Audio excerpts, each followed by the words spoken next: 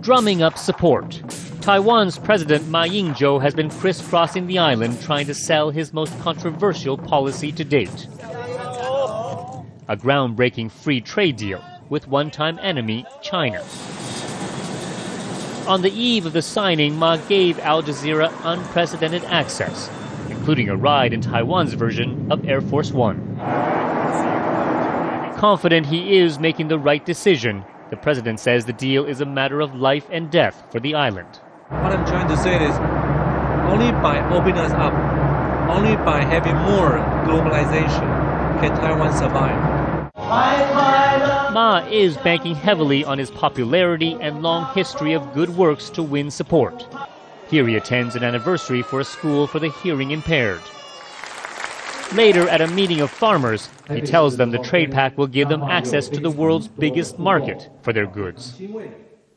He also promises big bailouts in the case cheaper Chinese products hurt their businesses.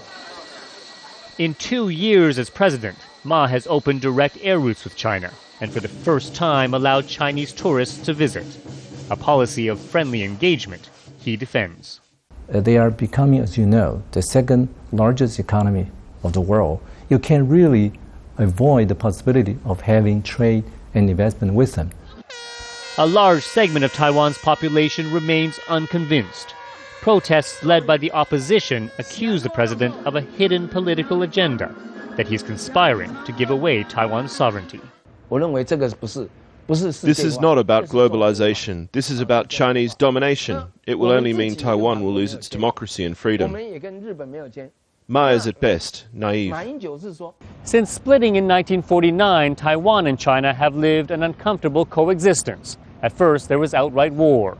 In more recent years, it has settled into a détente, where Taiwan agrees not to formally declare independence, while China agrees not to attack. China doesn't hide the fact that it is still willing to use military means to get what it considers a breakaway republic back. More than 1,000 missiles remain pointed at Taiwan. You must be aware of this in your dealings. Of course. Ma acknowledges that Chinese leaders are willing to talk trade only because they believe it is a step towards eventual reunification. But he says any deals will be strictly economic for now. The majority of the people support maintenance of status quo.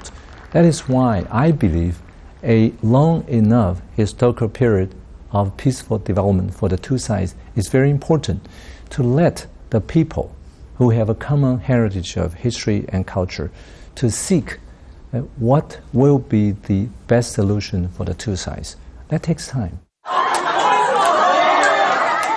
Ma's approval rating has dropped from a high of 70% when elected to now around half that. Still, the president remains sure his policy will not only pull the island out of a decade of economic slump, but also end its years of international isolation. We're not a very big country. We understand our limitations. So we can't play the role of a troublemaker. We have to be a peacemaker. If Taiwan could continue its current role of a peacemaker, certainly we will become not only a welcome member of the international community, but a respectable member.